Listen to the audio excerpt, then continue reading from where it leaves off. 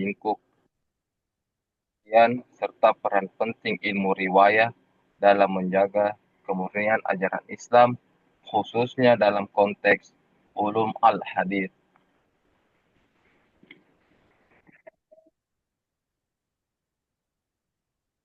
Definisi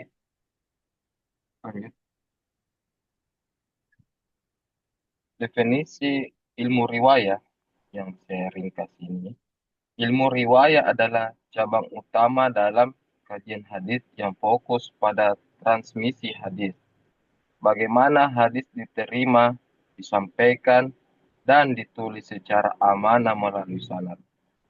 Ini adalah bentuk integritas ilmiah yang menjaga kesinambungan otoritas keagamaan.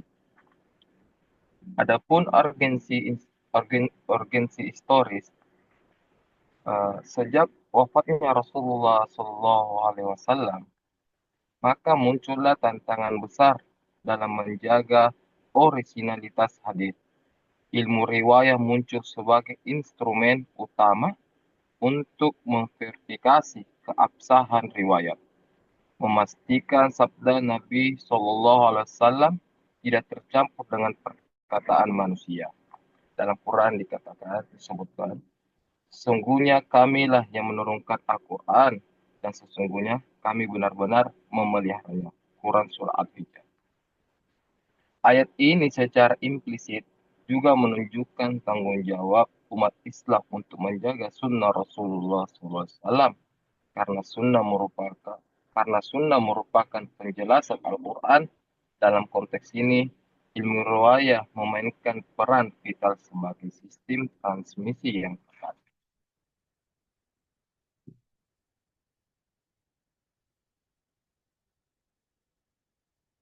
Definisi komprehensif ilmu riwayah.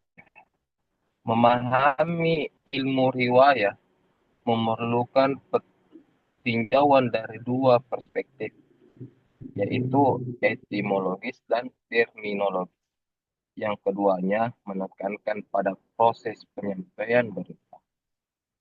Etimologis diartikan dalam bahasa, kata riwayatun, ar-riwayatun berasal dari akar kata rawa, yarwi, riwayatan, yang berarti menyampaikan, meriwayatkan, atau memindahkan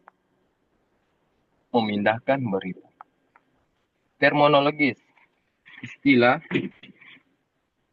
dalam konteks hadis ini berarti penyampaian sabda, perbuatan, dan ketetapan Rasulullah SAW dari satu perawi kepada perawi berikutnya secara berantai hingga sampai kepada umat Islam. Maka definisi ulama klasik,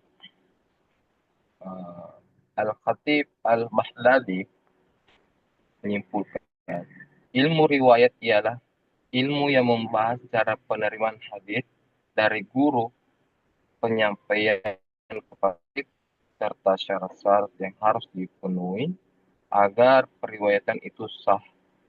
Kalau Ibnu Al-Salah berpendapat, ilmu yang berkaitan dengan periwayatan, penyampaian, dan penulisan hadis Nabi Shallallahu Alaihi Wasallam serta menjelaskan cara-cara yang digunakan untuk menerima dan menyampaikan hadis tersebut. Kesimpulan, ilmu riwayat adalah fondasi yang memastikan hadis ditransfer secara amanah dan metodologis, menjadikannya pilar utama bagi disiplin ulum al-hadis.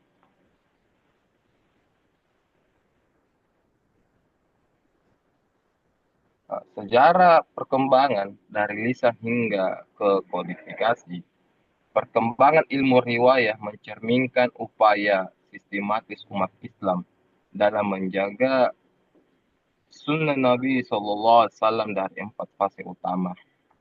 Maka fase pertama dari masa Nabi ke sahabat. Hadis disampaikan secara lisan, hafalan yang kuat. Perawi utama seperti contoh Abu Hurairah dan Aisyah radhiyallahu anha. Nabi bersabda, sampaikanlah dariku walaupun satu ayat. Hadis riwayat Al-Bukhari. Yang kedua, ada masa tabi'in. Muncul kebutuhan membedakan riwayat sahih dan palsu. Konsep sanad mulai ditekankan secara ketat sebagai sistem verifikasi. Yang ketiga, ada masa tadwin. Tadwin, kodifikasi resmi dimulai pada masa Khalifah Umar bin Abdul Aziz. Imam Malik menyusun Al-Muwatta diikuti oleh Musnad Ahmad dan Kutub Al-Sittah. Yang keempat, masa formulasi ilmu abad keempat hingga ke-7 Hijriah. Ilmu riwayat dan dirayah diformulasikan menjadi disiplin ilmiah. Tokoh kunci Al-Khatib Al-Baghdadi dan Ibnu Al-Salah. Fase kodifikasi adalah titik balik di mana tradisi lisan diabadikan dalam bentuk tulisan, memastikan kelestarian hadis untuk generasi mendatang.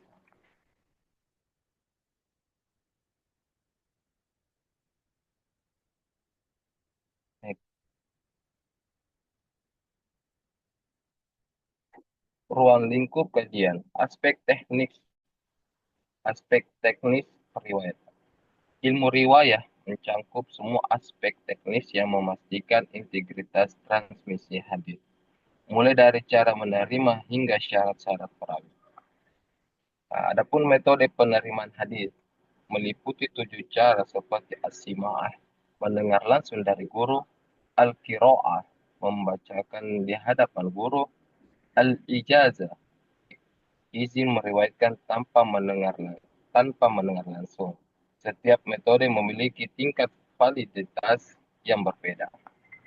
Kedua, ada metode penyampaian hadis. Perawi wajib menggunakan lafal yang sesuai dengan metode penerimaannya. Misalnya haddatsana, akhbarana, dan qala, untuk menunjukkan tingkat keotentikan transmisi yang digunakan.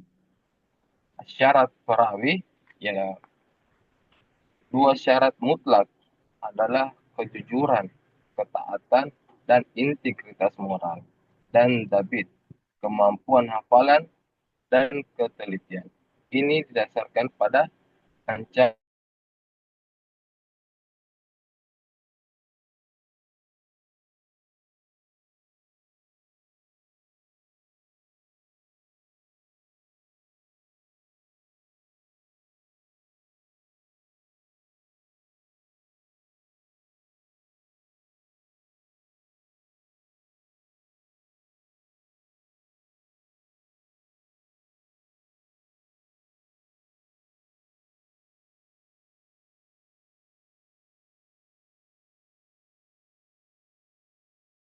berdusta.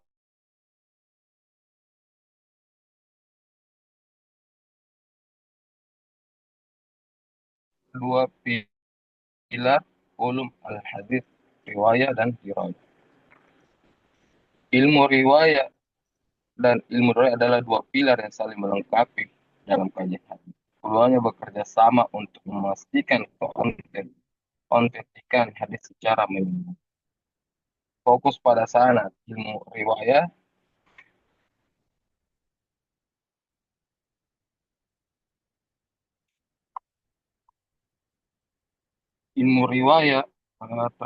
transmisi, fokus sanad, rantai perawi, dan matan teks dari sisi periwayatan. Fungsi menjawab pertanyaan bagaimana hadis itu sampai kepada kita. Cakupan metode penerimaan, penyampaian, dan syarat perawi. Ilmu diroyah, analisis, ya, fokus analisis isi, matan, dan penilaian kritis terhadap sanad. Fungsi fungsi fungsinya menjawab pertanyaan seberapa valid isi dan maknanya. Cakupannya klasifikasi hadis, sahih, hasan, doif, kritik matan, dan yahwa ta'dil.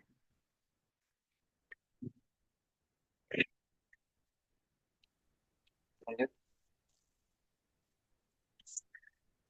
Relevansi di era modern, etika ilmiah dan digitalisasi, meskipun berasal dari tradisi klasik, ilmu riwayat tetap sangat relevan dalam konteks akademik dan sosial kontemporer. Prinsip-prinsipnya menjadi model bagi verifikasi informasi. Yang pertama, ada itu seperti metode verifikasi ilmiah. Metode verifikasi ilmiah ialah prinsip sanad yang dikembangkan ulama hadis menjadi model epistemologis Islam yang maju, mengajarkan pentingnya validasi sumber sebelum menerima informasi. Yang kedua, ada dasar digitalisasi hadis. Upaya penyusunan database hadis modern seperti proyek digitalisasi sanad tetap berpedoman pada kaidah ilmu riwayat untuk validasi sumber dan keaslian teks. Ketiga, ada etika ilmiah universal. Ilmu riwayat mengajarkan nilai-nilai kejujuran, tanggung jawab, dan amanah dalam menyampaikan ilmu. Etika yang relevan bagi semua disiplin ilmu di era informasi. Dan satu riwayat dalam Al-Quran dikatakan, sampaikan, hai orang-orang beriman, jika datang kepada orang fasik membawa suatu berita, maka periksalah dengan teliti. Tabayun. Quran surat Al-Hujurat. Kemudian, kesimpulan dan rekomendasi. Ilmu riwayat adalah fondasi dasar bagi validitas hadis yang sampai kepada umat Islam hingga hari ini. Membentuk etika keilmuan dan metodologi kejujuran ilmiah. Maka fokus utama transmisi, periwayatan, dan penerimaan hadis. Peran historis menjaga kemurnian hadis sejak masa Nabi SAW hingga kodifikasi sistematis oleh ulama klasik. Landasan epistemologis memberikan landasan bagi verifikasi dan keautentikan ilmu melalui prinsip sanad yang ketat.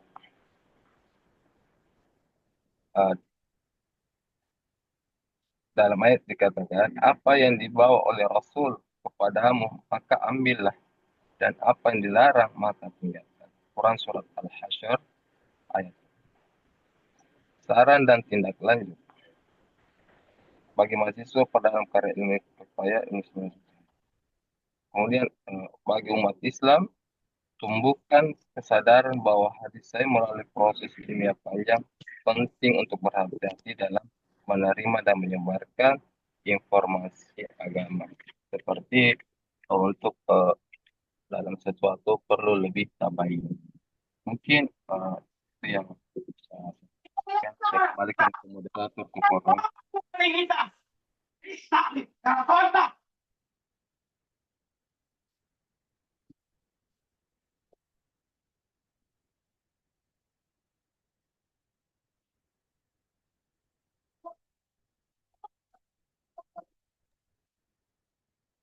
Ya, saya kembalikan ke moderator. Mungkin saja ada yang mau ditambahkan atau mau menanggapi.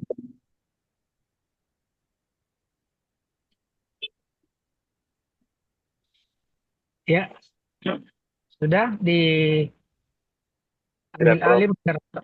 Ya, Iya. silakan.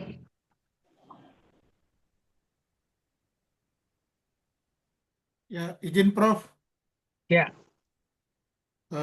Kepada penyaji makalah, sebagai penanya pertama, saya ingin mempertanyakan ulang bagaimana perbedaan, eh, bagaimana kita dapat secara definitif membedakan ilmu riwayah dengan ilmu dirayah. Perbedaannya dalam konteks metodologi hadis kontemporer. Mengingat ini keduanya, baik ilmu riwayah maupun dirayah, seringkali tumpang tindih dalam praktek kritik hadis. Demikian pertanyaannya. Oh iya, bisa ditulis di kolom Silakan koran. pemula memandu dan masih kasih kali kesempatan yang lain bertanya. Ya, ya tambah satu dulu, Prof. Ya, cukup dua. Baru. Saya Prof. Ya, Kan tadi lanjut. ini pembahasannya tentang ilmu riwayat. Nah, pertanyaanku, jika fungsi utama ilmu riwayat adalah untuk menjamin transmisi hadis yang otentik secara formal atau keabsahan jalur, nah, sejauh mana ilmu ini dapat menjadi filter epistemologis terhadap hadis yang otentik secara substansi atau kebenaran isi, tanpa perlu merambah ranah ilmu diraya?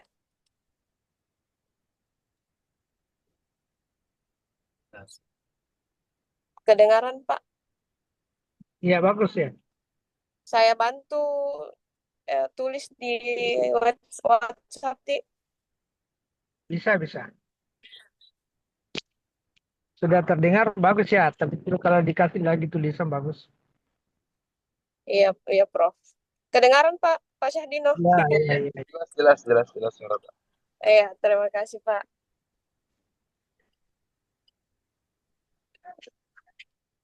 Eh, Sambil saya ditunggu misalnya, mungkin saya ulang dari pertanyaan dari Bapak Muhammad Farid Fajri, yang bagaimana kita dapat secara definitif membedakan ilmu riwayah dari ilmu dirayah dalam konteks metodologi hadis kontemporer mengingat Abu dan mungkin saya bisa menanggapi apa yang saya katakan dari pertanyaan dari Bapak Muhammad Fadli. Jadi ilmu riwayat al-hadis berfokus pada transmisi dan periwayatan hadis yang mencangkup seperti mengumpulkan pencatatan dan penyampaian sanad serta matan. Aspek utamanya adalah apa yang diriwayatkan, teks dan rantai periwayatan. Contoh kajiannya siapa perawi, bagaimana sanad bersambung, cara periwayatan, simak, ijazah, dan sebagainya. Ilmu riwayat al-hadis berfokus pada analisis, kritis, dan pemahaman hadis. Bagaimana menilai kualitas sanad yang matang dengan kaidah kritik. Naqad al-sanad buat aspek utamanya adalah bagaimana hadis itu dipahami dan dinilai. Nah, contoh kajian keadilan dan hafalan perawi. Contoh kajiannya keadilan dan hafalan perawi perawi kesesuaian matan dengan Al-Quran dan realitas sejarah, penolakan terhadap lutut, lutut dan hilah dalam konteks kontemporer. Keduanya sering tumpang tindih karena kritik hadis modern menuntut seperti apa? Pendekatan holistik, riwayat memberi data empiris, raw material, sedangkan ya memberi kerangka evaluatif, namun isinya tetap pada fokus metodologisnya. Riwayat bersifat deskriptif, deskriptif, transmisional, riwayat bersifat analitis, kritis. Jadi kalau mau saya ringkas dari jawab ini, jadi ilmu riwayat menjawab bagaimana hadis sampai kepada kita, sedangkan ilmu riwayat menjawab apakah dan bagaimana hadis itu didapat, diterima, serta dipahami. Ya, mungkin begitu jawaban dari saya. Adapun kekurangan atau mau menambahkan, boleh. kembalikan ke masalah PJJ.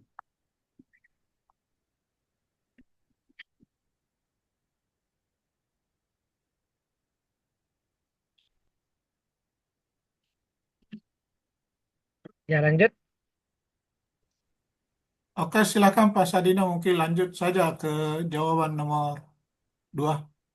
Iya, pertanyaannya yang meraba-raba Mudiroy.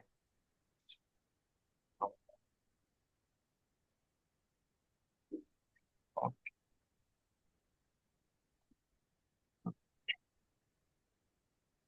ilmu riwayat jawaban dari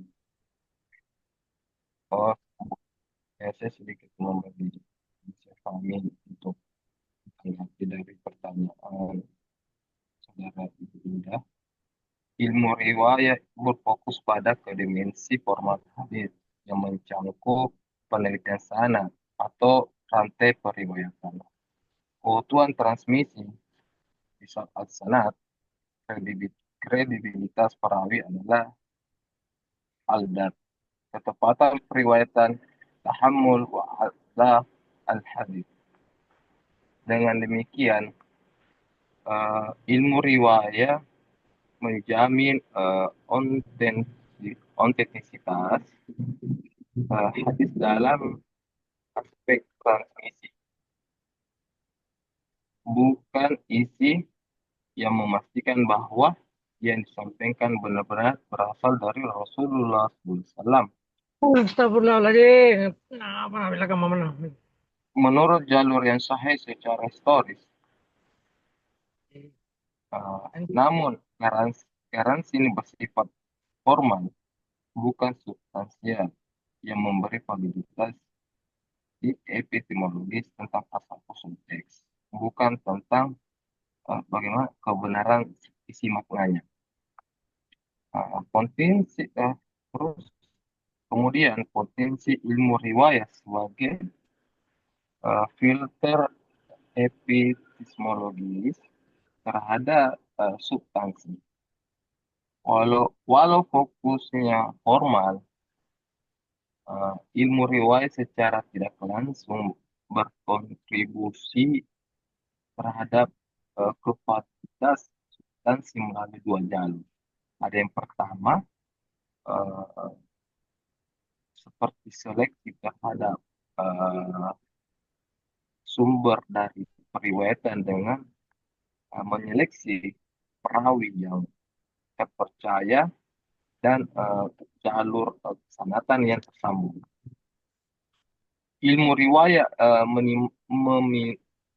ilmu riwayat meminimalkan kemungkinan maksudnya hadis yang secara substansi menyimpang.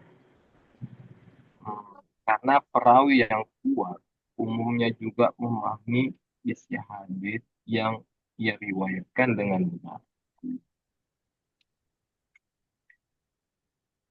Ketika ada analisis yang cukup dalam tahap takhrir dan tahdid, al-hadis kadang menemukan illat, cacat tersembunyi atau syudzub, keanehan makna dibanding riwayat yang lebih kuat.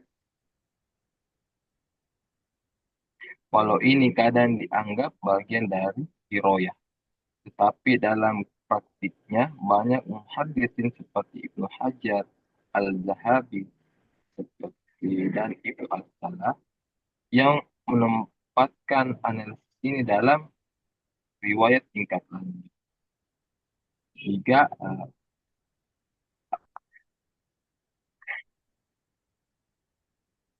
titik batas kapan harus masuk ke ranah riwayat. Begitu analisis berpindah dari apakah ini benar berasal dari Nabi ke apakah makna hadis ini benar masuk akal sesuai dengan prinsip syariat dan tidak bertentangan dengan dalil yang ada. Maka kita telah memasuki ilmu riwayat di sini. Ilmu riwayat tidak lagi mencangkupi karena dia tidak punya perangkat epistemologis untuk menguji kebenaran substansinya. misalnya lewat Maqasid al-Syariah, Qiyas, atau konteks Islam. Maka kesimpulan dari yang saya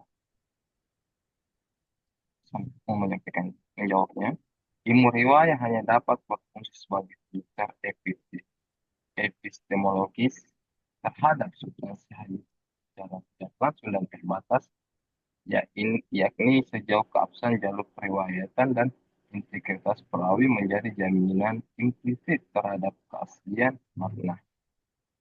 Namun, untuk memastikan kebenaran substansi secara penuh, apakah makna hadis itu benar, relevan, dan tidak bertentangan dengan prinsip agama, dan dibutuhkan ilmu dirayah sebagai pelengkap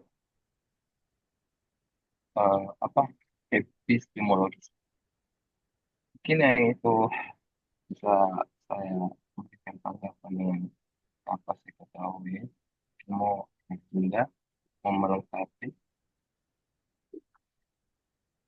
Oke.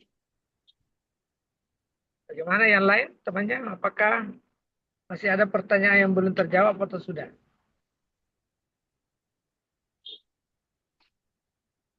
Sudah terjawab atau belum?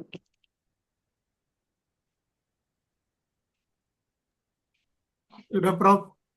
Sudah ya. Ya, silakan teman yang lain yang mau bertanya. Mungkin saya boleh. Ya, silakan Pak Talif. Ya. Baik. Dari beberapa pertanyaan ya, yang sudah dinyatakan oleh pemateri dan pernyataan-pernyataan dari teman-teman, kita ketahui sendiri bahwa ilmu riwayah itu dan dirayah memiliki beberapa aspek-aspek penting yang sangat berkontribusi besar terhadap kodifikasi hadis dalam Islam setelah wafatnya Nabi Muhammad SAW. Namun ada hal penting yang perlu kita cantumkan dalam materi ini, yakni siapa orang yang pertama kali mempelopori dari ilmu riwayah ini. Lalu kemudian karangan pertama yang timbul dari ilmu tersebut. Ya, mungkin itu saja. Moderator, saya kembalikan.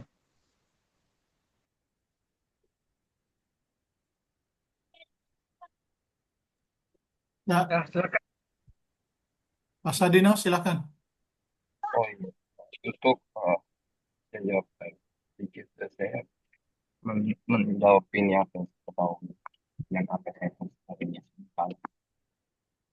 Siapakah pencetus ilmu riwayah? Ilmu riwayah, ilmu riwayah itu tidak diciptakan oleh satu orang secara khusus, kan tetapi lahir dan berkembang secara bertahap sejak masa Rasulullah SAW dan para sahabat. Namun dalam sejarah ilmu hadis, orang pertama yang dianggap menetapkan dasar formal ilmu riwayat adalah Imam Muhammad bin Syihab al-Zuhri yang wafat 124 Hijriah. Beliau adalah ulama tabi'in besar dan pertama kali mengumpulkan dan menulis hadis secara sistematis atas perintah Khalifah Umar bin Abdul Aziz. Sebelum masa beliau, hadis hanya dihafal dan disampaikan secara lisan, belum dalam bentuk kitab tertulis. Peran penting Az-Zuhri ialah bagaimana ia mengatur sistem riwayatan hadis dengan sanad yang menjadi pelopor penulisan hadis dalam bentuk kumpulan tertulis, menerapkan prinsip kehati-hatian dalam meriwayatkan hadis yang kemudian menjadi dasar ilmu riwayat. Apa karangan pertama yang dihasilkan dari riwayat ilmu riwayat. Karya pertama yang dihasilkan dalam bidang ilmu riwayat adalah arti pengumpulan hadis secara sistematis, adalah Al-Muwatta, karya Imam Malik bin Anas. Tentang kitab Al-Muwatta merupakan kitab hadis yang tertua yang masih utuh dan diakui hingga sekarang. Mengandung hadis-hadis Nabi SAW atas sahabat dan fatwa tabi'in. Disusun berdasarkan bab-bab fikih dan menjadi rujukan utama bagi generasi sesudahnya.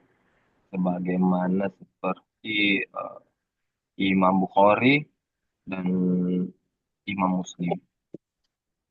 Namun sebelum Al-Muwatta sudah ada catatan-catatan hadis awal Sahifah yang menjadi embrio ilmu riwayah, antara lain Sahifah Hammam bin Munabbih, murid dari Rasul Abu Hurairah radhiallahu anhu. Sahifah As-Siddiq milik Abdullah bin Amr bin As. Maka kalau saya mau simpulkan saja secara singkat, aspek keterangan pencetus utama ilmu riwayat Imam Muhammad bin Syihab Az-Zuhri, pendukung awal Khalifah Umar bin Abdul Aziz. Karya tertulis paling awal catatan hadis Sahifah Hammam bin Munabbih, kitab hadis pertama yang sistematis karam besar ada Al-Muwatta karya Imam Malik bin Anas. Mungkin itu saya bisa mengerti dari menjawab pertanyaan saudara Abdul Muthalib. Tentu saja ada kekurangan dari yang saya mau dilengkapi. Terima kasih. Kembalikan.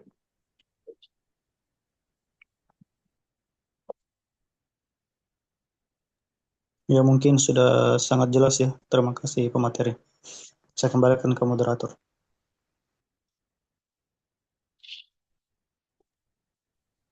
Ya, silakan berikutnya Parjon atau Bu Tuti. Baik, terima kasih. Langsung saja, adapun pertanyaan yang bisa lontarkan pada kesempatan kali ini, yaitu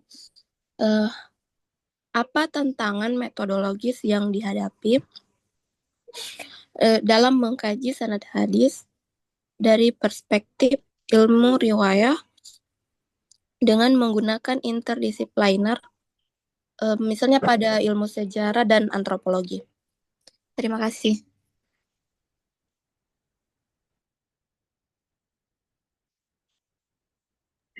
Oh iya. Sebenarnya bisa langsung dijawab. Interdisipliner maksudnya jadi saya bisa menjawab sedikit. Tantangan metodologis dalam mengkaji sanad hadis itu dengan bagaimana pendekatan interdisipliner seperti sejarah dan antropologi, terletak pada perbedaan paradigma dan metode verifikasi data. Dalam ilmu hadis klasik, sanad dipandang sebagai bukti otentik keaslian hadis yang diverifikasi melalui keadilan dan hafalan perawi. Sedangkan dalam sejarah dan antropologi, sanad itu dianggap sebagai data sosial dan historis yang perlu dikritisi secara empiris dan konteks. Akibatnya, muncul tantangan seperti perbedaan cara menilai keabsahan riwayat, keterbatasan bukti historis dan perawi, risiko menggeser hadis dari nilai wahyu menjadi produk budaya. Maka oleh karena itu pendekatan interdisipliner perlu dilakukan secara hati-hati agar tetap menghargai metode sanad klasik sambil memperkaya kajian hadis dengan analisis konteks sosial dan sejarah. Mungkin begitu Ibu Tuti, jawaban saya. Mungkin apa belum cukup oleh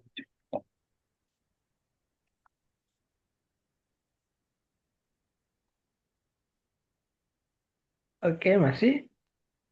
Atau sudah selesai? Masih ada Pak Arjun. Silakan Pak Arjun. Ya, lanjut.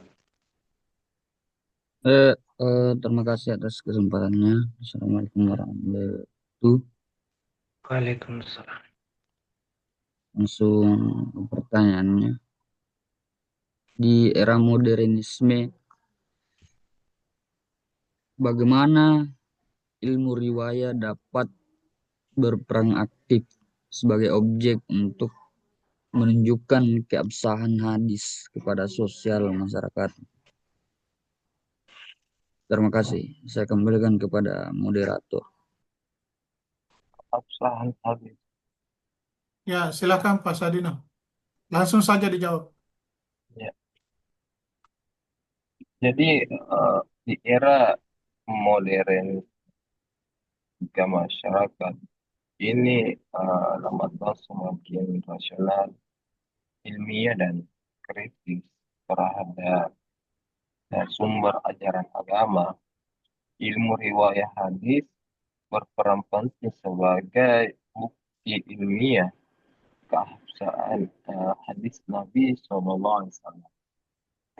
Ilmu ini tidak hanya berfungsi menjaga sanad, akan tetapi juga menunjukkan bahwa hadis diwariskan melalui sistem transmisi keilmuan yang secara teratur dan terverifikasi. Jauh sebelumnya metode penelitian sejarah modern dikenal. Dalam ilmu riwayat, keaslian hadis dibuktikan itu melalui sanad yang bersambung, ittisal as-sanad, keadilan dan ketelitian perawi, serta kritik terhadap sanad dan matan yang sangat ketat. Metode ini menjadikan hadis bukan sekedar tradisi lisan, tetapi dokumen ilmiah dapat diuji keasliannya. Hal ini eh, hal ini jalan dengan firman Allah dalam Quran surat Al-Hasyr. Apa yang dikenal Rasul kepadamu, apa yang diberikan Rasul kepadamu, maka terimalah, dan apa yang dilarangnya bagimu, maka tinggalkanlah. Ayat ini menjadi dasar bahwa ajaran Rasulullah SAW wajib diterima melalui jalur riwayat yang sahih dan terpercaya. Pada masa modern, peran ilmu riwayat semakin tampak melalui digitalisasi hadis seperti Maktabah Syamilah dan Al-Maktabah Al-Waqfiyah yang memudahkan verifikasi sanad dan matan secara global. Maka kajian akademik universitas di mana ilmu riwayat dikaji bersama disiplin ilmu sejarah, biologi, dan ilmu data untuk memperkuat bukti keautentikan hadis.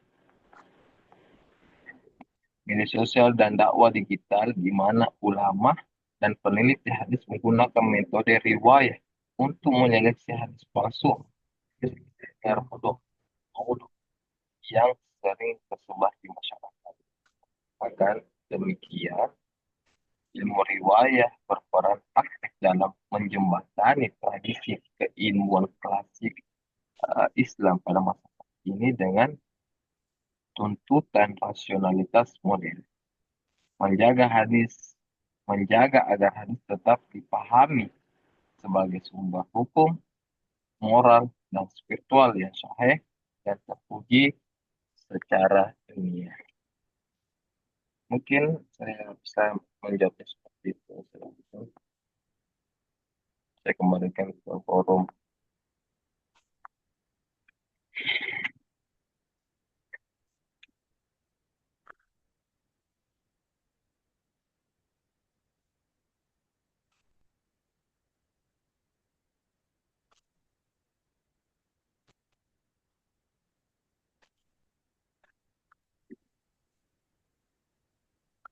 Ya, Prof.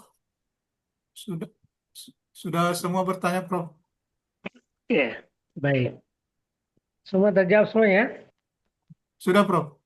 Oke, kita lanjutkan dengan melihat kembali bahwa kaitan yang menjadi fokus pertanyaan tadi yaitu berkaitan dengan sesungguhnya ilmu riwayah. Ini kan di Raya sudah dibahas belum ya? Belum ya? Belum, Prof. Belum. Ya, dalam dalam pada ini ada transmisi periwayatan eh, sejak dari masa sahabat sampai masa muharrir al-hadis.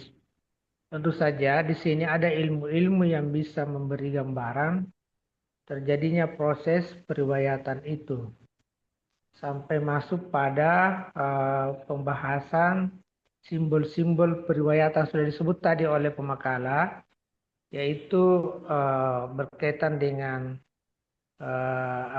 tahammul wal ada.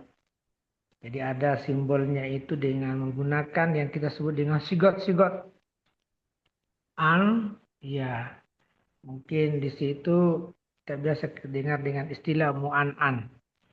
Nah, kemudian penerimaan ini kita kenal dengan ittisalus sanad, ketersambungan. Ya, khusus periwayatan dalam riwayah tentu kita harus mengetahui bagaimana seorang periwayat, belum kita masuk pada sisi dirayahnya ataukah bagaimana integritas kepribadian. Belum. Kita mau melihat bahwasanya kemampuan transformasi periwayatan itu dari satu generasi ke generasi lain dengan metode-metode tertentu. Ya, misalnya adanya pertemuan liqa, ya ada talaki antara guru dan murid. Nah, tentu saja pertemuan ini memberikan semacam keyakinan bagi kita apa betul bertemu. Ya, bertemu antara guru dan murid itu digambarkan dengan apa?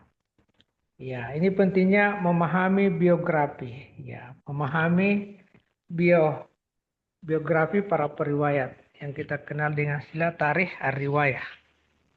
Ya, memahami biografi para periwayat ini tentu saja. Tes suara saya dengar baik? Jelas, Prof. Oh, jelas ya? Jelas, Oke. Prof. Oke, baik. Jadi tentu saja dengan mendengarkan, ya, dengan memahami adanya biografi para periwayat, maka tentu di sini kita bisa melihat, ya, apa betul. Tunggu sebentar, kasih dulu 2 menit, tunggu sebentar sekali. Saya mau instruksikan dulu ke ini.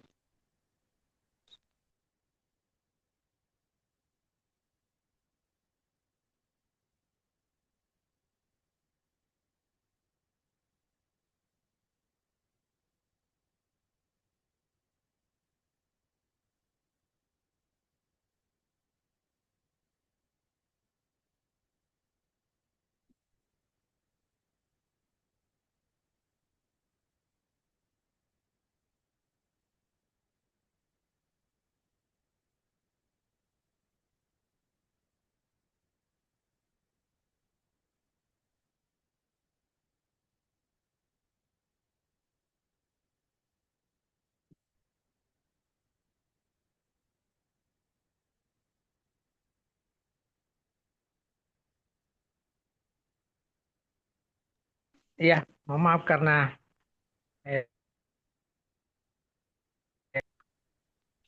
di dekat kampus ini ada rumah-rumah kecil saya suruh kerja tukangku ini. Ya baik, ya jadi saya lanjutkan bahwa dalam kaitan ini kita mengatakan bahwa apa yang menjadi bukti terjadinya tahammul wal ada, apa yang menjadi bukti terjadinya penyerahan antara seorang guru hadis ke murid ataukah seorang syekhul hadis ke seorang murid.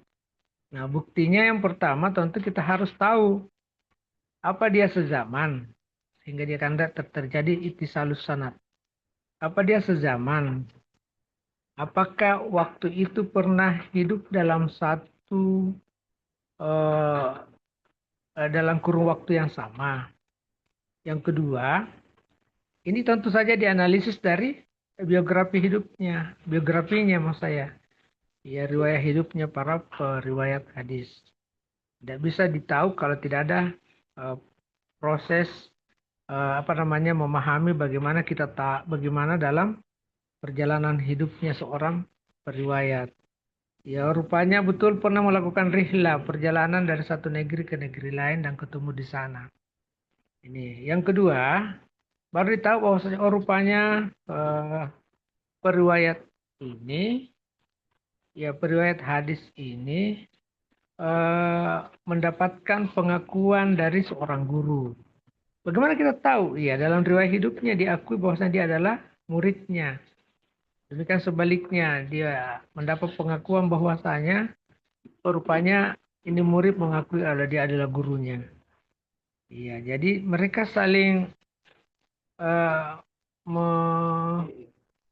menulis dalam biografi hidupnya bahwasanya punya murid atas nama ini. Dia punya murid dan guru atas nama ini. Nah itu. Jadi indikator bertemunya dua antara guru murid itu harus ada zaman di satu tempat yang sama. Jadi kita katakan pernah hidup dalam satu waktu dan tempat. Iya. Jadi kalau misalnya dalam wilayah tertentu memang memungkinkan bertemu, maka disebutkan memang iya pernah hidup dalam satu kota misalnya. Dia berada dalam satu kota atau dalam satu wilayah tertentu dan memungkinkan bertemu dan banyak muridnya. Demikian pula dengan murid memang pernah berguru di berbagai wilayah dan bertemu dengan beberapa teman-temannya sebagai bagian dari collaboration. Baik, selanjutnya atau kolaboratornya itu ada. Selanjutnya berkaitan dengan ini, itisalus sanatnya adalah ada semacam izin. Ya, ada izin dari gurunya bahwa dia memang diberikan kewenangan untuk meriwayatkan hadis-hadis tersebut. Ia mendapatkan kewenangan untuk meriwayatkan hadis-hadis tersebut. Oke. Berikut pula ada juga yang hanya sekedar untuk dirinya sendiri. Nah, inilah yang harus dibahas dalam ilmu-ilmu riwayah. Dalam ketersambungan, kemudian proses ketersambungan, dan kemudian kita bisa mengetahui bahwasanya dalam proses periwayatannya dia kesendirian atau memiliki transmisi yang banyak.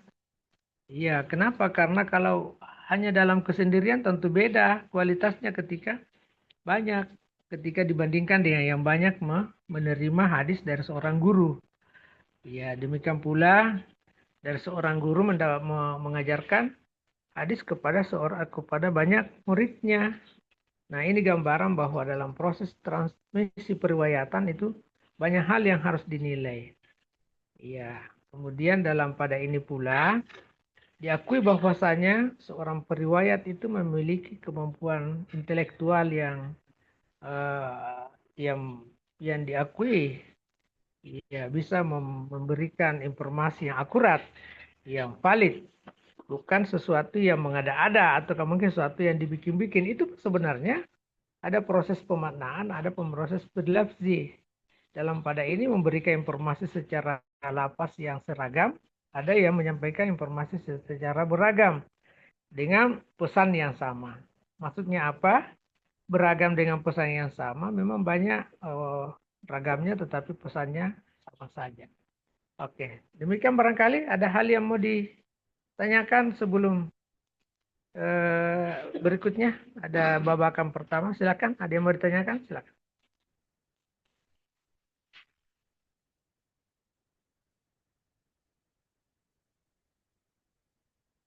Buka. Lanjut oleh pemakalah. Ambil alih lagi.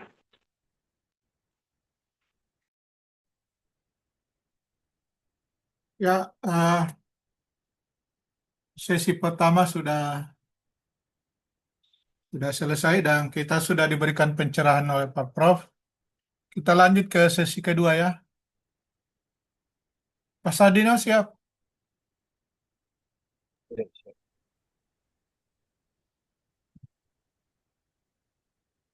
Halo Pak Sadino. Ya, Ya. gitu. Eh, yang ingin saya tanyakan Prof, biasa kalau kita mengikuti majelis majelis Ya. majelis sanad kitab hadis, Hmm. biasa eh, eh, Syekhul Mujiz atau guru yang memberikan sanad itu dia menyebutkan bahwa sanadnya tersebut adalah sanad riwayah. Eh, dalam artian sanad atau ijazah sanad yang diterimanya itu hanya untuk dirinya sendiri.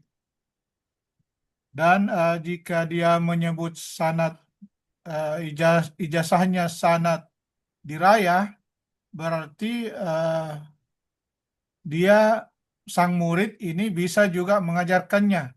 Selain dia terima untuk dirinya sendiri, dia juga bisa meneruskan ke yang lain atau bisa juga mengajarkan kepada yang lain. Yang ingin saya tanyakan, apakah memang demikian adanya ada sanad riwayah dan sanad dirayah dalam konteks pengajaran kitab hadis? Demikian, Prof.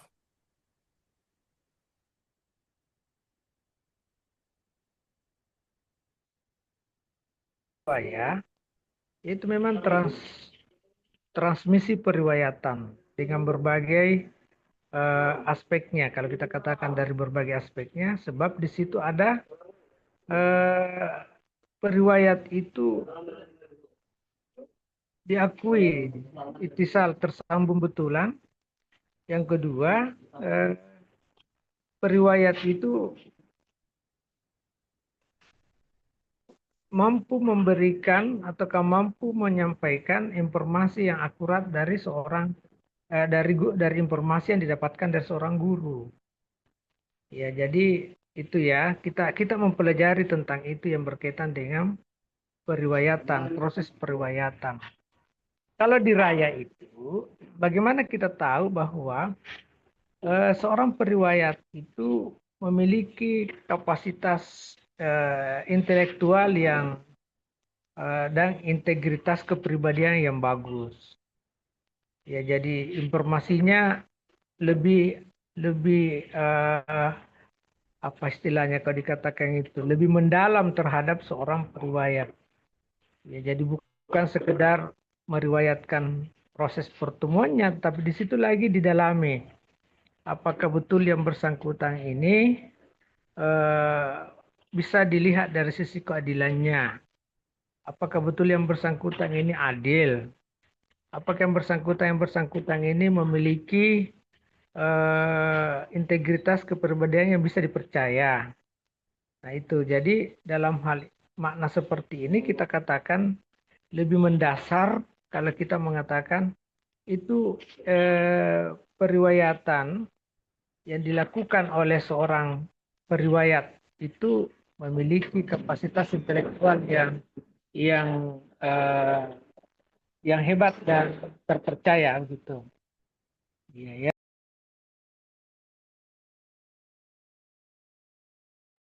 Ya, silakan teman-teman yang lain yang ingin mengajukan pertanyaan. Bisa langsung ke Prof.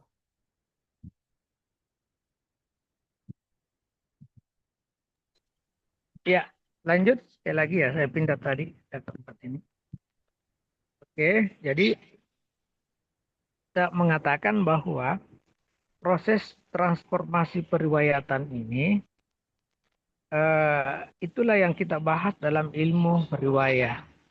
Sedangkan dirayahnya ini adalah bagaimana lebih spesifik lagi, lebih apa istilahnya kita katakan, lebih mendalam lagi terhadap keberadaan periwayat Ya.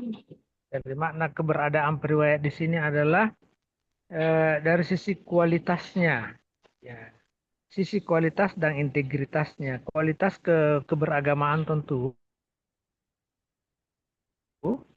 integritas kepribadiannya sebagai seorang yang dapat dipercaya. Ya, makanya di sini biasa kita dengar dengan istilah kaidah mayor dan kaidah minornya. Ya, kaidah mayor dan kaidah minor ini sangat menentukan posisinya. Ya, bisa dapat dilihat bagaimana seorang periwayat itu dilihat dari eh, secara umum maupun secara khusus, kalau disebut secara makro maupun mikro. Apa maksudnya itu? Ketika kita melihat seorang periwayat dari sisi keadilannya, maka keadilan itu apa ukurannya? Apa yang dimaksud dengan keadilan di situ? Artinya lebih luas lagi cakupannya yang kita mau telusuri. Taruhlah misalnya adil dalam mana apa? Dia seorang muslim. Kemudian adil dalam mana apa? Dia sangat terpercaya. Dia menjaga muruah. Muruah itu dari segi apa lagi? Itu kita lihat. Oh, muruah itu bisa dari sisi cara berpakaian, makan, dan apalagi berucap, gitu ya. Jadi sangat lebih apa istilah kita sebutkan itu, lebih memahami secara mendalam seorang periwayat. Ya, tetapi tentu saja ini bagi kita sekarang itu bisa dilakukan hanya sebatas melihat atau membaca dari hasil. Ya, melihat atau membaca dari hasil kritikan oleh para kritikus hadis, ya, yang sudah ada.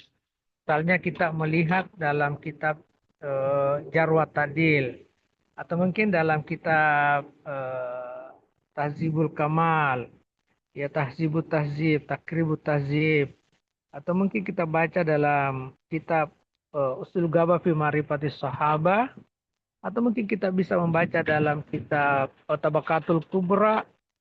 Ya, dan itu gambaran-gambaran terlihat di situ, sesuai dengan generasi ke generasi, atau mungkin terlihat dalam kitab-kitab Kutubut Tis'ah. Ya, periwayat yang terdapat dalam Kutubut Tis'ah. Nah, inilah yang menjadi bahagian yang bisa ya, dilihat bagaimana penilaian terhadap seorang periwayat. Nah, tentu saja kita masuk dalam posisi dirayah ini, informasi tentang kebenaran eh, riwayatnya itu karena dilihat bahwa dia adalah orang terpercaya. Orang yang dinilai oleh para kritikus hadis adalah orang yang punya integritas kepribadian yang baik. Saya kira itu ya. Kalau riwayat memang transmisi periwayatan ini harus ditahu bagaimana seorang periwayat itu menerima hadis sejak kapan, umurnya berapa, sudah masuk kategori apa namanya, berumur yang balik atau belum. Ya kan, seperti karena seorang periwayat itu harus muslim dan balik. Ya, balik itu maknanya apa? Sudah mampu membedakan antara hak dan batil sampai kepadanya pesan-pesan agama dan bisa dipahami apa yang diperolehnya. Ya, bukan sekedar mau menghafal tetapi tidak memahami apa yang dihafalnya. Tapi sekarang ini kalau seorang periwayat itu yang harus ditelusuri lebih jauh. Umur yang ideal jadikan sebagai seorang periwayat yang memiliki kapasitas intelektual yang bagus dan integritas kepribadian. Tapi tentu saja integritas kepribadian masuk dalam kategori dirayah. Baik, saya kira itu ya. Ada lagi?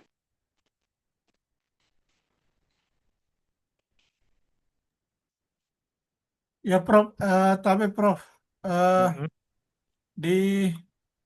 di era digital sekarang kan banyak sekali bermunculan majelis sanadisasi, di mana pewarisan sanad itu bisa melalui online, bisa melalui media Zoom seperti ini, dan diberikan ijazah sama, ijazah bahwa dia mendengar betul hadis dari Syekhul Mujiz yang memberikan sanad.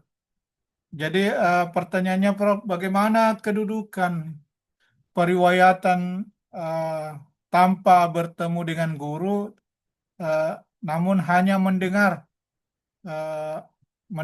hadis saja secara online.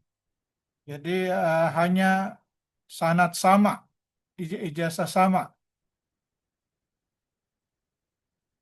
Bagaimana konteks periwayatan atau pewarisan sanadnya itu, Prof?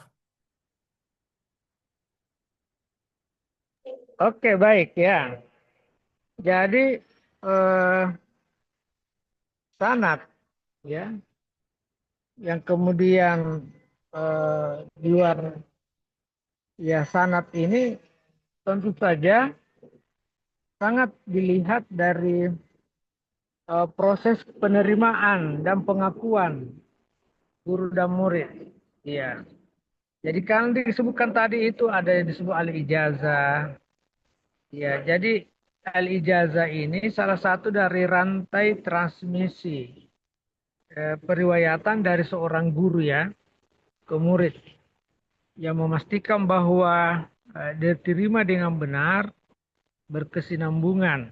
Al-ijazah ini memang penerimaannya dari seorang guru ke murid itu luar biasa ketelitiannya, karena al-ijazah ini maknanya adalah memberikan ya kewenangan kepada seorang murid untuk mengajarkan, sudah bisa mengajarkan, memiliki hadis dan mengajarkannya. Ya, jadi dalam hal ini bahwa memiliki kewenangan dari seorang guru. Tapi guru itu, guru sahih hadis yang dimaksudkan adalah mereka yang telah menerima langsung dari seorang guru sebelumnya. Ya, jadi tidak semudah itu ya. Tetapi yang jelas kalau terjadi semacam ketersambungan sanad, dalam makna apa? Gurunya ya karena kalau kita sampai sekarang ini kan hanya sebatas ilmu saja, bukan sebagai seorang periwayat hadis. Ya, kan namanya periwayat hadis itu masuk dalam rentetan sanad, namanya rentetan sanad. Jadi tidak bisa kita menganggap sebagai seorang periwayat kalau atau masuk dalam rentetan sanad kalau tidak pernah bertemu dengan gurunya, apalagi hanya sekedar melewati buku-buku bacaannya saja. Itu bukan semacam periwayat. Dia bukan sebagai periwayat. Karena namanya periwayat itu Imam Al-Bukhari menggariskan harus ketemu antara guru dan murid. Ya, harus ketemu antara guru dan murid.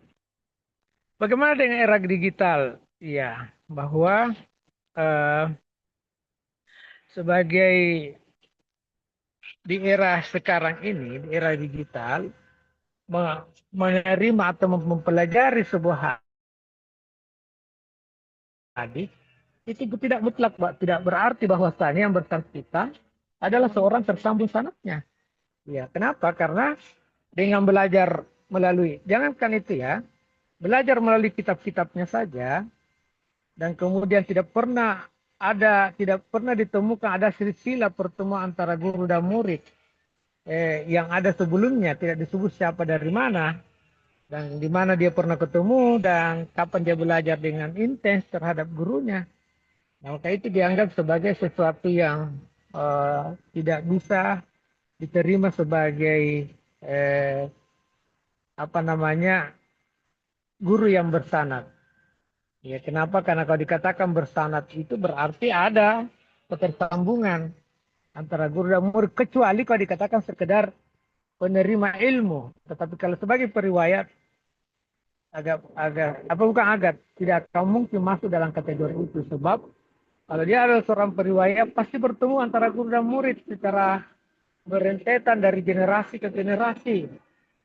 Misalnya di masa sekarang pernah ketemu, jadi apalagi karena digital, tidak mungkin lah dianggap sebagai seorang periwayat hadis secara bersanad. Iya. termasuk kategori bersanad. Ya, tetapi ketika dia menerima hadis langsung, tapi di era sekarang mana mungkin kita bertemu dengan seorang murid, seorang guru yang guru hadis sampai sekarang yang tidak ditahu dari ketersambungannya kemana? Ya, karena yang kita pahami dari 9 kitab hadis yang kita kenal dengan kutubus tisa itu, sampai kini murid-muridnya tidak menggambarkan adalah murid ini adalah murid dari Al-Bukhari, siapa muridnya sesudahnya. Iya, kalau dia tidak punya, karena yang ada adalah buku-bukunya saja yang dijadikan sebagai sumber.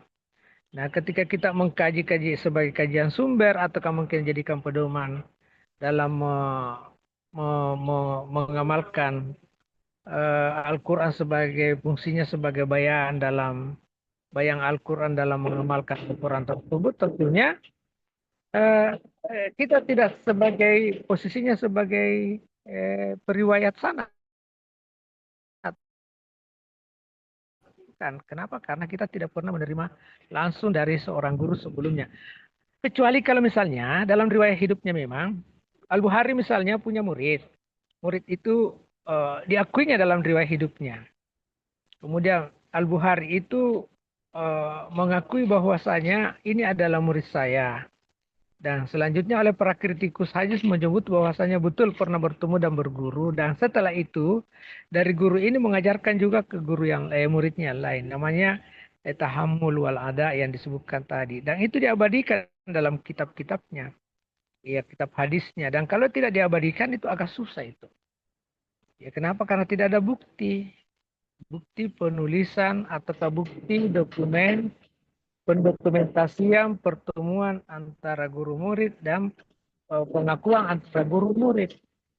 Ya. Temuan dan pengakuan itu yang sangat penting. Ya, kalau gurunya mengakui dan itu disebutkan dalam riwayat hidupnya, maka itu menggambarkan betul terjadi. Demikian juga murid. Kalau kau bertemu, tentu saja ada masanya berapa lama. Kalau kamu bertemu, tentu saja sangat jelas pertemuanmu itu dalam bentuk bagaimana. Iya. Dan seterusnya terlihat dalam biografi periwayat yang disebut dengan kitab Rijalul Hadis.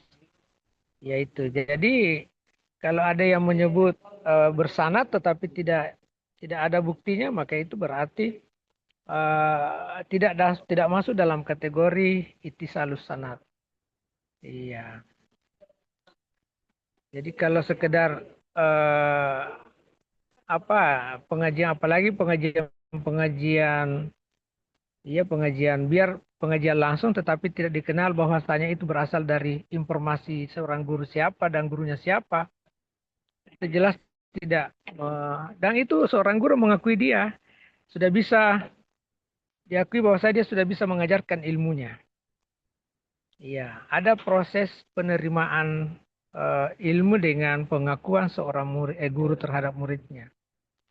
Ya, jadi sangat jelas kan namanya sanad itu dipastikan siapa guru yang memberikan, silsilah keilmuannya dan keabsahannya di bidang keilmuan tersebut diakui oleh gurunya.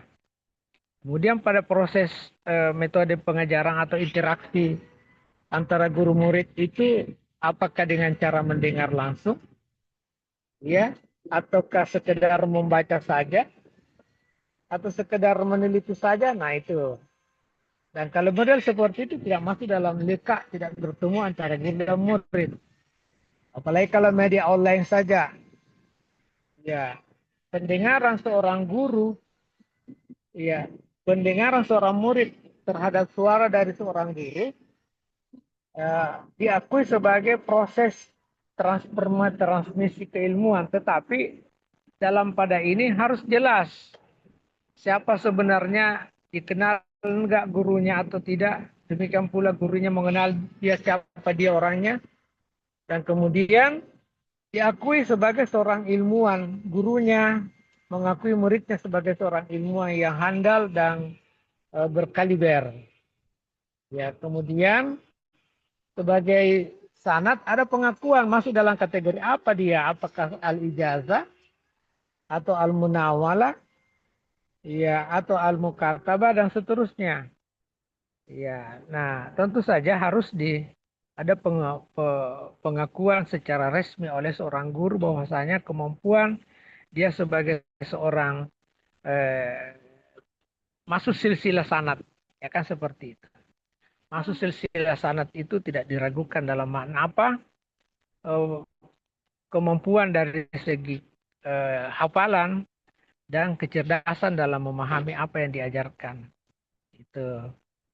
Kemudian pada ini tidak bisa juga diabaikan bahwa izin seorang guru terhadap muridnya untuk mengajarkan ilmu itu harus ada. Kapan tidak ada izin dari seorang guru terhadap muridnya dianggap sebagai bahagian dari eh, mendustai guru. Iya, bahwasanya kamu ini mengatasnamakan ilmu berasal dari guru saya dan itu adalah izin dari gurunya. Kenapa? Karena kalau guru tidak mengizinkan untuk menjadi seorang pembawa berita atas nama dia, maka itu tidak boleh. Iya, tidak boleh, apalagi dianggap sebagai seorang murid. Ia menularkan ilmu dengan syarat izin dari seorang guru itu harus ada penting itu, harus perlu. Makanya kalau guru-guru mengajarkan itu memaknai bahwasanya muridnya bisa memindahkan ilmu yang diperolehnya dari dia. Iya, kalau dalam sisi konteks apa adalah dari sisi sanad tadi tidak segampang itu. Iya, kenapa? Karena sanad itu adalah sesuatu yang memiliki informasi yang sangat jelas dari satu generasi ke generasi lain dan itu saling mengakui. Ya, saling mengakui antara guru dan murid dari generasi ke generasi. Saya katakan generasi-generasi sahabat misalnya. Ya, generasi sahabat tahu itu siapa yang memenuhi kriteria mengajarkan ilmu sesudahnya. Generasi itu yang disebut dengan generasi tabi'in. Iya. Nah, ini pentingnya kita mencari profil, apa istilahnya kalau kita sebutkan begini. Pentingnya kita mengetahui secara keseluruhan profil-profil dari seorang guru, iya, guru hadis dan murid hadis. Murid dari yang mengajarkan hadis. Iya, saya kira begitu ya. Ada Oh, informasi. saya sedikit menanyakan. Oh, jadi Ya, silakan. seorang yang mengeluarkan hadis itu, kita tidak mengetahui kejelasan dari sanadnya, maka itu kita tidak boleh menjadikan rujukan apa hadis yang dikeluarkan. Ya, jadi kalau memang kita beda halnya kalau misalnya dia hanya sekedar mempelajari, tapi tidak mengatasnamakan dia sebagai seorang penyambung sanad. Iya. Kalau dia hanya sekedar belajar tentang ini kan tentu beda kan kalau belajar dan sebagai periwayat. Kalau periwayat kategorinya dia sebagai penyambung sanad. Nah, ketersambungan sanad itu apabila memang pernah sezaman, pernah ketemu. Ya, kalau tidak pernah ketemu, tidak pernah sezaman, maka itu tidak bisa dikatakan sebagai proses bersanad. Apalagi kalau hanya sekedar mimpi. Ada pernah saya dengar itu, saya bilang itu bukan silsilah itu. Bukan silsilah, bukan silsilah sanad. Tetapi itu hanya sekedar proses transformasi keilmuan. Ya, bukan sebagai proses periwayatan. Tentu ada yang mengatakan, kenapa bisa?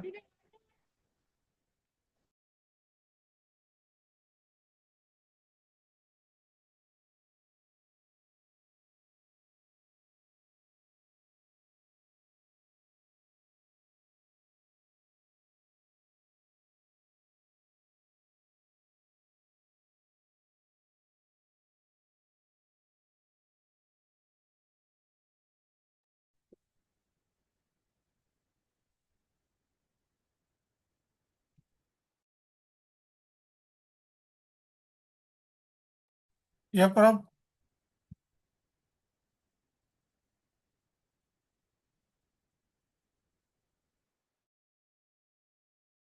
Ya, ada gangguan sedikit. Jadi saya kembali menyatakan bahwa eh, tidak bisa kita mengatakan dia adalah seorang periwayat, apalagi disebut bersanad apabila tidak pernah ketemu. Ada yang mengatakan ketemu dalam mimpi. Sulit untuk dibuktikan karena salah satu di antara yang menjadi syarat kuatnya sebuah periwayatan apabila ada menjadi saksi. Iya, ada musahidnya kalau tingkatan sahabat, mutabi di tingkatan periwayat-periwayat berikutnya. Jadi kalau tidak ada saksi atau musahid mutabinya, maka itu tidak dianggap sebagai periwayatan yang akurat. Ya, dianggap mengada-ada. Makanya mimpi tidak boleh dijadikan sebagai indikator bertemunya antara guru dan murid. Itu dalam ilmu eh, ilmu hadis. Dibahas dalam ulumul hadis oleh para ulama-ulama hadis yang memang berpegang pada prinsip rasionalitas. Dan kemudian tentu saja dari kalangan-kalangan tertentu tidak seperti itu pandangannya. Tetapi kalau ilmu hadis memandang tidak diterima sebagai sebuah proses periwayatan yang sahih. Tuh. Baik, ada lagi?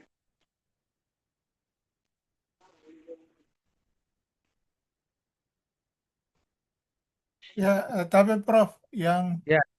saya tanyakan tadi terkait dia mewariskan, seorang guru mewariskan atau memberikan ijazah sanad lewat pertemuan Zoom meeting Lewat pertemuan apa? di Zoom, Prof. Bagaimana bisa? Ya, makanya dia sebut mewariskan ijazah sama mendengar. Ijazah sanad tapi kemana ujungnya bisa saja sanad-sanad itu, tetapi kalau kita mau nisbahkan ke hadis tidak bisa masuk dalam kategori itu. Harus bertemu langsung ya, Prof. Temu. Ya kalau hadis, kecuali kalau sanad-sanad keilmuan boleh saja. Tetapi kalau berkaitan dengan periwayatan, saya katakan tadi, kalau sanad-sanad keilmuan boleh saja dia sebut guruku atas nama ini mengajarkan saya tentang ini boleh. Oh boleh Prof. Misalnya dia mewariskan kitab hadis ini. Mewariskan itu maknanya apa? Kita harus tahu dulu. Mewariskan itu berarti dia menguasai kitab itu. Dan kemudian kitab tersebut memang diserahkan sebagai, bukan berarti atas nama yang bersangkutan, tetapi tetap nama yang menulis kitab itu. Kalau disebutkan diwariskan berarti ya siapapun dia bisa menjadi apalagi dia mempelajari dan mendalami dan kemudian mengajarkan. Ya kan banyak kitab-kitabnya imam besar yang terdahulu kemudian dipelajari dan diajarkan kepada murid-murid. Ya apakah melalui bangku kuliah ataukah mungkin majelis-majelis tertentu. Nah, tentu saja itu adalah bagian dari proses keilmuan. Ya, tapi kalau kita dikatakan sanad hadis susah. Ya, kenapa kalau kita ini berbicara tentang sanad hadis maka tidak sembarang. Tidak semudah yang kita bayangkan bahwasanya bisa mengatasnamakan dirinya sebagai periwayat hadis sementara tidak melewati proses yang dipersyaratkan. Ya, harus melewati proses yang dipersyaratkan itu. Makanya saya heran kalau misalnya ada disebutkan dia adalah bersambung kepada Nabi. Ya bagaimana caranya bersambung kepada Nabi kalau misalnya sudah lama meninggalnya seorang periwayat hadis dan kemudian dia menyebutkan dia adalah muridnya itu. Ya itu kan tidak diterima dalam Iya, Prof. kategorinya sebagai Banyak yang tasalusan. begitu sekarang, Prof. Nah itu dia. Iya. Tepat betul ya? Malah disebutkan terpaut 28 generasi gitu. Itulah. Kalau seperti itu bahasanya kan orang pasti bukan bukan bingung tetapi sangat ragu. Menganggap dia mengada-ada, bukan ragu, langsung dia katakan itu mengada-ada. Banyak cerita yang tidak masuk akal. Iya.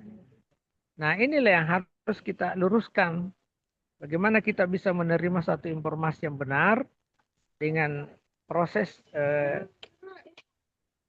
dua hal. Kalau bukan keilmuan, itu juga dalam proses periwayatan. Tapi proses periwayatan itu kan ya memang harus nyata, harus jelas. Iya, yang saya sebutkan tadi, proses dari guru ke murid. Ya sangat jelas di mana ketemunya, kapan, ya apa pengakuan dan siapa menjadi saksi di antara teman-temannya. Ya di antara seperguruannya maksud saya. Karena kalau itu tidak ada, orang susah terima itu. Dianggap sebagai membual. Ya bahkan dianggap sebagai pembohong besar. Apalagi ini apalagi berbicara hadis. Hadis tidak semudah itu. Bertransformasi sebagai periwayat.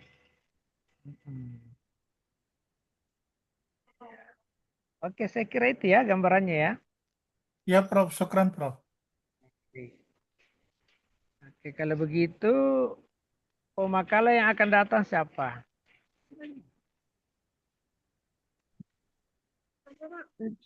Selanjutnya, Ya, siapa? selanjutnya ada nama ilmu dirayat, Prof, Ya, yang yang khusus ya. bukan oleh saudara Bapak Arjung Marinding. Oke, baik. Ya akan datang tentu saja lebih seru lagi pembahasannya dari hari ini ya. Ya, hari ini saya kira sudah bagus. Ya, nanti akan kita lanjutkan. Tapi saya inginkan kalau misalnya ada proses perkuliahan agak lebih aktif lah semuanya, nah. Ya, Prof. Jangan dan kemudian saling memberikan penguatan antara satu dengan lain. Baik, saya kira itu dan tolong dikirim screenshotnya untuk hari ini untuk jadi bukti perkuliahan kita pada hari ini. Dan Ya, Prof. sampaikan berapa yang tidak hadir supaya bisa dijadikan laporan. Saya kira begitu. Saya izin ya. Ya, Prof. Baik, Assalamualaikum warahmatullahi wabarakatuh. Waalaikumsalam. Waalaikumsalam warahmatullahi wabarakatuh. Waalaikumsalam. Prof. Assalamualaikum warahmatullahi wabarakatuh. Oke, baik. Sehat semua, ketemu lagi akan datang. Prof.